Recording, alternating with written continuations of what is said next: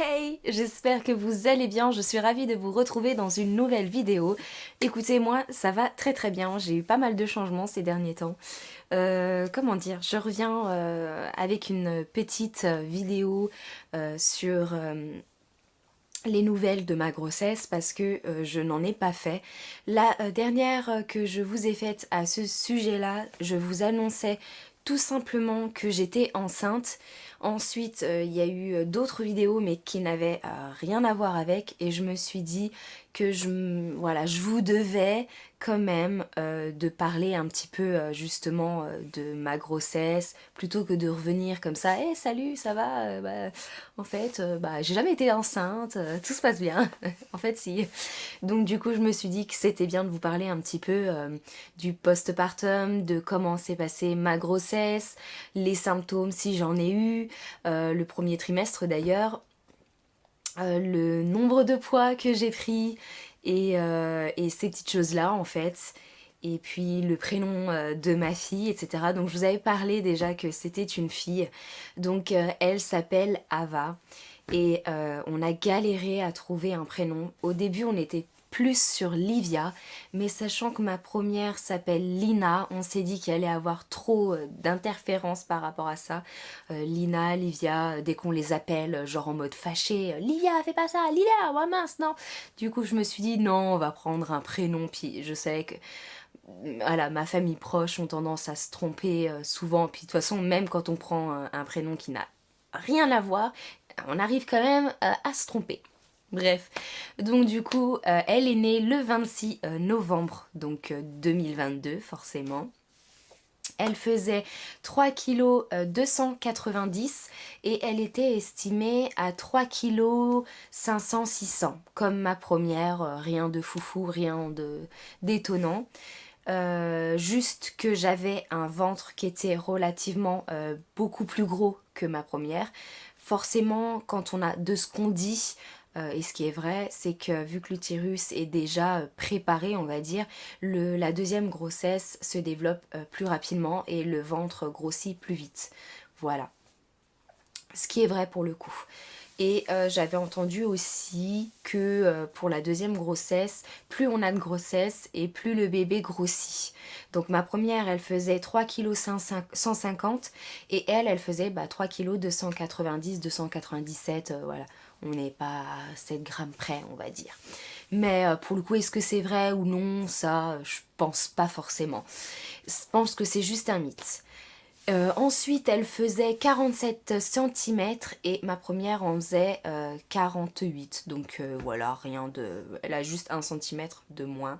On l'avait par contre estimée à ma T3, on l'avait estimée à 50 centimètres. Donc je m'attendais à avoir un grand bébé, enfin 50, ouais, 50 centimètres, je m'attendais à avoir un grand bébé parce que de la première 48 et la 50, je me suis dit quand même. Mais en fait, non, pas du tout, elle était 1 centimètre plus petite.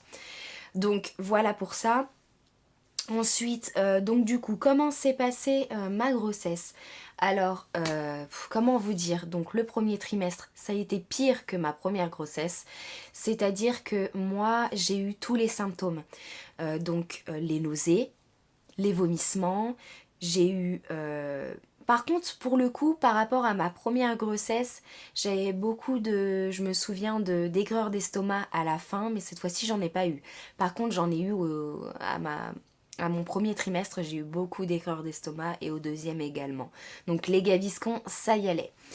Ensuite, qu'est-ce que j'ai eu aussi? J'ai eu la sur... Alors je sais pas si ça se dit comme ça, mais je pensais être la seule, mais en fait, en regardant sur internet, on est beaucoup à avoir ce symptôme-là. C'est genre la sursalivation. Enfin, en fait, on sursalive et on est en besoin, constamment en besoin de cracher. Et apparemment, j'avais entendu des témoignages de mamans comme quoi, en fait, elles avaient un sac plastique à côté d'elles et elles avaient l'habitude, en fait, de cracher en permanence dans le sac plastique. Et parce que je sais pas comment vous expliquer, c'est comme si on a un goût dégueulasse dans notre bouche et qu'on a envie tout le temps, tout le temps, tout le temps de cracher. Et moi j'étais tout le temps en train de cracher dans le robinet, c'était tout le temps. Et la partie dégueu, je sais, excusez-moi. Ensuite, j'ai pas du tout été constipée, mais je vomissais beaucoup à des heures. Vu que je travaille de nuit, je vomissais à 23h et je vomissais à 2h du matin. Et en fait, j'avais remarqué que j'avais ce besoin constant d'avoir quelque chose dans l'estomac. Dès que mon estomac était vide, c'est mort, je faisais des nausées et je vomissais. Donc forcément, je vomissais de la bile et au bout d'un moment, je vomissais du sang. Mais enfin, c'est pas du sang comme si vous avez vos règles non plus ou comme si vous avez une hémorragie. Non, c'est juste de la bile et légèrement teinté de sang en fait. Pardon. Donc voilà, après donc j'avais tendance à, pour calmer ces nausées-là, moi ça marchait avec moi, c'est que je mangeais du sucre. Donc des bonbons, des choses comme ça. Donc c'est pas forcément bien parce qu'on a tendance à prendre du poids. D'ailleurs on parlera de la partie poids juste après. Mais c'est pas forcément bien, mais c'est vraiment quelque chose qui me calmait. Mais je vous jure, j'en pouvais plus. Et par contre, pour le premier trimestre, que je n'ai pas du tout eu pour ma première grossesse, donc les symptômes, les nausées, je les ai eus, mais là c'était fois 1000, horrible. Et ce que j'ai eu aussi, c'est que je ne pouvais absolument plus manger.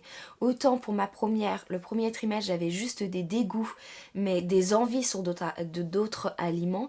Genre, je me souviens, c'était la piémontaise, je ne faisais que manger de la piémontaise. Et là, pour ma deuxième grossesse, bah, j'avais envie de rien en fait. J'avais tellement de nausées que bah, pendant tout le premier trimestre, je n'ai rien mangé quasiment. Donc j'ai perdu du poids pour le coup. Ensuite, on passe à l'étape poids. L'étape poids, donc à la fin de ma grossesse, je me suis pesée, donc j'ai été suivie jusqu'au début novembre, si je ne me trompe pas, début novembre. Et quand on m'a pesée, je faisais 72 kilos. Je faisais 72 kilos, ouais. Alors pour ma première grossesse, j'ai pris 20 kilos, mais j'ai été suivie jusqu'en septembre, et en septembre, je faisais ouais, aux alentours de 62 kilos à peu près, un petit peu dans ces alentours-là. Mais c'était un mois avant mon terme, parce que du coup j'ai accouché le 8 octobre. Donc début septembre et 8 octobre, il y a quand même un mois, sachant qu'on prend quand même un peu de poids entre-temps. Donc je pense que j'ai dû facile atteindre 70 kilos. Mais là, j'ai pris beaucoup plus de poids que pour ma première grossesse. J'ai pris, je pense, sur 75 kilos. À savoir que quand j'ai commencé à être enceinte, j'en faisais 48. Voilà. Ça fait quand même mal, ouais, ça fait mal à la fierté. Je sais pas pourquoi, il y a des femmes, elles sont magnifiques, elles prennent pas de poids, elles sont magnifiques quoi. Et moi, bah, un cachalot. Vous voyez, le bonhomme Michelin ou la baleine échouée, bah à la fin, c'était clairement ça. Voilà. Ensuite, qu'est-ce que je peux dire? Alors, à la fin de grossesse, je me pissais clairement dessus, donc je me suis fait pipi dessus. Et oui, là, c'était la honte. Parce qu'en fait, on m'a expliqué après, à mon rendez-vous du postpartum, on m'a expliqué qu'en fait, le fait que je me faisais pipi dessus, c'était parce que déjà, je n'ai pas fait ma rééducation du périnée pour ma première grossesse, parce que j'ai fait une césarienne, donc je ne sais pas, ma sage-femme m'a dit que finalement, bon j'ai fait quand même le test, mais elle m'a dit que finalement il n'y avait pas besoin de faire pas de faire de rééducation du périnée, donc c'est pour ça que je n'en ai pas fait, mais du coup je me pissais dessus à la fin de grossesse. Voilà. Bon, jusqu'à là, normalement, c'est bon. Après le deuxième trimestre et le troisième trimestre, honnêtement, j'ai rien eu du tout. Juste au deuxième, quelques aigreurs d'estomac, comme je vous ai dit. Et au troisième, bah, juste, j'avais l'impression d'être une boule. J'avais beaucoup de mal à respirer parce que j'ai pris beaucoup de poids. C'est pour ça, faites très attention, évitez de prendre trop de poids parce que c'est jamais bon non plus. Alors, on arrive au jour de l'accouchement, donc mon terme était le 7 décembre et finalement j'ai accouché le 26 novembre. La veille, toute la journée, pratiquement, j'ai fait du ballon et dans la nuit, j'ai commencé à sentir quelque chose, voilà, quelque chose qui changeait, qui bougeait, qui n'allait pas. Et j'avais des contractions, donc je les ai calculées en fait. Et j'avais des contractions toutes les 10 minutes. Ensuite, dans la journée, donc ça s'est passé le jeudi, dans la nuit du jeudi au vendredi. Le vendredi matin, j'ai continué à en avoir, mais que toutes les 7 minutes. Et franchement, ça a commencé à devenir quand même hard, mais c'était supportable. J'appelle la mat et La meuf, elle me dit oh, mais tant que c'est pas espacé toutes les 5 minutes, ça sert à rien de venir. Prenez un bain, prenez du Doliprane, machin, du Spasson, nani. C'est ce que je fais, mais rien ne passe. À savoir que moi, j'ai un utérus cicatriciel, vu que j'ai eu une césarienne. Normalement, je ne devrais pas attendre autant de temps parce que les contractions peuvent, bon, c'est rare, mais peuvent déclencher, comment dire, peuvent venir recraquer une déchirure en fait de l'utérus vu qu'il est déjà cicatriciel. Donc voilà. Donc la dame, elle savait pas ça et elle m'a pas demandé non plus. Bon après j'aurais dû lui dire. Mais donc du coup j'ai attendu. Donc le vendredi toute la journée, le vendredi soir à 20 h, je commence à ne plus pouvoir supporter les contractions. Mais quand je dis plus pouvoir, c'est vraiment plus du tout. Et là, mon conjoint rentre du boulot et je lui dis là c'est mort, faut qu'on aille à la mat. On va à la maternité, je dépose ma fille avant. Donc elle m'ausculte. Elle me dit bon vous êtes dilaté à un doigt je crois. Je ne me rappelle même plus, je saurais même pas vous dire les dilatés, les ouverts, les machins, les ci, là, ça, j'ai jamais rien compris, désolée. Mais du coup, en gros, elle me dit, on va faire le monitoring et à partir du monitoring, si les contractions sont assez régulières et qu'elles agissent quand même malgré tout, là, vous ne rentrerez pas chez vous. Donc je me suis dit, c'est mort, je vais rentrer chez moi, quoi. Et je fais le monitoring allongé et donc du coup, plus de contractions pendant les 4 premières minutes, plus de contractions et avec mon conjoint on se regarde, on se dit mais c'est mort quoi. C'est pile là où j'arrive et qu'elle me met le monito que j'ai plus de contractions quoi. C'est quoi cette poisse? Et là, une contraction qui arrive, mais c'est genre la pire des contractions. Et là, je sens qu'elle monte, qu'elle monte, qu'elle monte, mais la douleur, je commence à crisper, à avoir vraiment mal. Et là, je sens un clic. Ça fait comme un clic. Je saurais même pas vous expliquer la sensation, mais comme un pouf. Et là, je me pisse dessus. Mais sur le coup, je commence à appeler la sage-femme et la sage-femme, elle arrive et je lui dis, mais madame, je me pisse dessus, quoi. Je me fais pipi dessus. Et puis je rigole en même temps. Puis elle me dit, oh, je pense pas que vous fassiez pipi dessus. Peut-être que vous avez fissuré la poche des os. Et là, elle commence à regarder et tout. Je sens que ça coule, ça coule. Et elle commence à regarder et en fait j'avais effectivement rompu la poche des os. Et là elle m'a dit bon bah madame, bah, vous rentrez pas chez vous, vous restez. Et j'ai dit waouh c'est top. Il était 23 h, donc c'était le vendredi 25 à 23 h. Et je me dis ouf, enfin je reste et c'est la délivrance, j'en pouvais plus. Ensuite, j'ai commencé, enfin, elle m'a mis en salle donc de naissance, en salle de travail. Et pour l'instant, elle m'avait pas toujours posé la. Donc j'étais dilatée à 2 quand ma poche des os a rompu.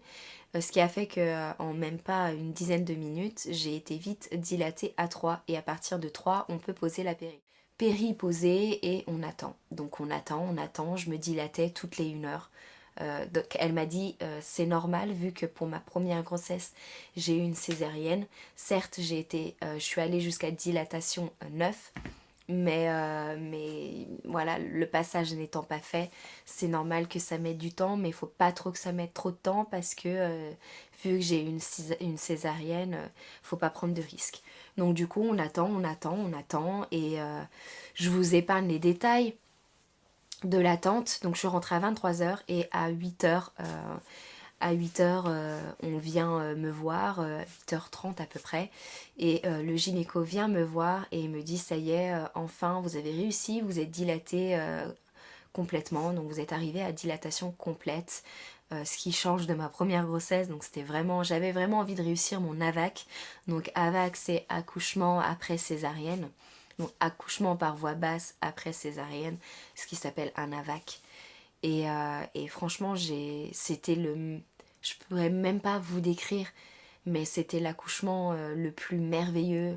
Après une césarienne, de toute façon, je pense qu'il y a toujours mieux, enfin, je pense, mais c'était magnifique. Donc, du coup, j'ai poussé le plus fort possible.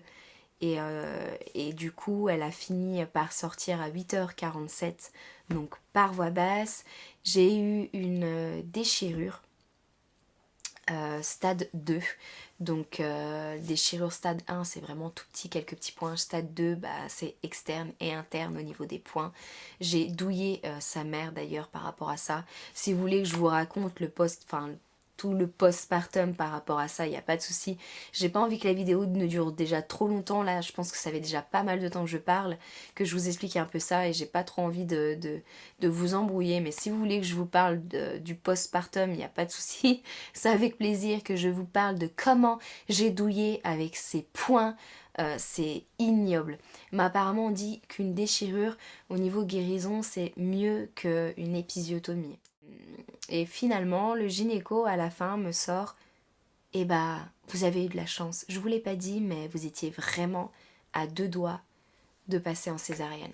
Et il m'a dit, je vous l'ai pas dit parce que je voulais pas justement que ça vous baisse en fait le moral et que vous soyez plus motivé justement à la sortir naturellement.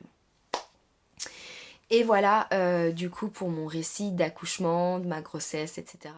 Si j'ai oublié des choses et que vous avez des questions, n'hésitez pas à me les poser. Si vous souhaitez que je vous fasse une partie sur le postpartum, sur justement comment s'est passée la rééducation, comment se passe ma rééducation du périnée, parce que c'est assez folklorique, autant vous dire.